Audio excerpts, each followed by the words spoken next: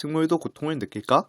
어렸을 때 피카츄에게 처맞는 모다피를 볼 때면 마음 한구석에 묘한 동정심이 들곤 했다. 그래서 친구들과 포켓몬스터를 같이 볼 때면 항상 다른 친구들과 달리 처맞기만 하는 모다피를 응원했는데 어느 날 모다피가 피카츄를 이긴 적이 있었고 나는 혼자 만세!를 외쳤다. 그 모습을 본 친구들 때문에 초등학교 3학년부터 중학교 3학년 때까지 나는 항상 모다피맨이라고 불렸다.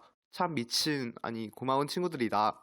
식물이 살아있는 생명이라는 것은 누구도 부정하지 않는 사실이다. 실제로 식물의 오감에 대해 연구를 진행한 사람도 있는데, 연구에서 식물이 빛을 인지하여 더 많은 빛을 받기 위해 이 위치를 움직이고, 물이 흐르는 소리를 듣고 뿌리를 내리는 등 오감을 사용한다고 밝힌 적이 있다. 어렸을 때 나뭇가지를 걷고 나뭇잎을 떼는 등 식물을 가지고 놀아보거나 노는 것을 본 적이 있을 것이다. 그럴 때마다 주변 어른들로부터 식물이 아파해요 라는 말을 듣게 되는데 과연 식물도 고통을 느낄 수 있을까? 정답을 우선 말하자면 식물은 고통을 느낄 수 없다. 사람이 고통을 느끼는 방식은 신경계에 있는 통각 수용기를 통해 외부의 자극을 받고 이 통각은 척수를 타고 뇌로 전달된다. 뇌는 통각을 받은 후 재빨리 고통을 피하라는 명령을 내리게 된다. 이 때문에 우리는 뜨거운 것을 잡았을 때 재빨리 놓을 수 있는 것이다. 식물은 통각 수용기가 있는 신경계와 뇌를 가지고 있지 않다. 그래서 외부 자극을 느낄 수 없고 그러므로 고통도 느낄 수 없는 것이다. 일부 정신의학 쪽에서는 식물도 고통을 느낀다고 주장하기는 하지만 아직까지 과학적으로는 설명되지 않고 있다고 한다.